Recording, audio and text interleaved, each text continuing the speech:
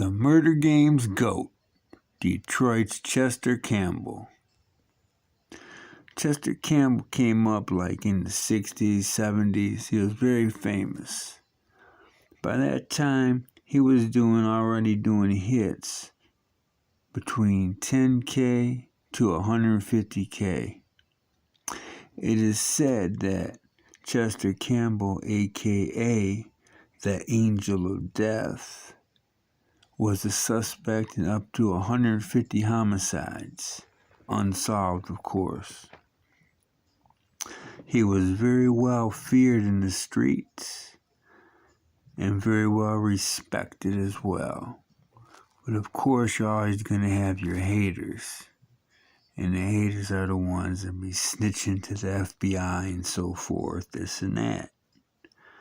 He had a case pending for drugs and weapons charges, and one of the witnesses that agreed to testify against him was a man by the name of Watusi Slim Newton. They had him in PC somewhere in Ohio, and he got stabbed over 50 times because word got out he was trying to testify against Chester. Somehow one of Chester Campbell's people got to him, obviously. He had a lot of female friends, mostly from the suburbs. He was very well cultured. He spoke 10 languages. One late night in the winter, back in 75, he was coming home from Kego Harbor, and he almost ran a Kego Harbor police officer off the road. A police chase ensued because he wouldn't stop. Eventually, he lost control of his vehicle, and upon searching Chester Campbell's vehicle, he found a hit list, and L. Brooks Patterson's name was on it. That was the prosecutor at the time, and he had a personal vendetta against him, along with other people's addresses, license plates, copies of files that only police should have, and so forth. I mean, he really did his homework. He was like a modern-day John Wick.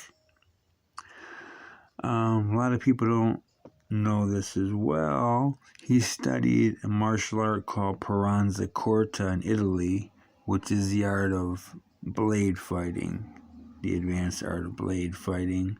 And he was also a martial arts expert, and he learned a specialized style of martial arts called 52 blocks when he was doing time in Attica for assaulting an off-duty police officer when he was visiting somebody in New York. It is rumored that he done work all over the world, from Detroit to Italy to Greece, Spain, Netherlands, France, Europe. Anywhere you could think of, he did work. He was an expert in his craft. But, like all legends, they get too comfortable at times. And apparently, he trusted the wrong person. There's always a hater looking at you sideways because they wish they could have your street clout or credibility.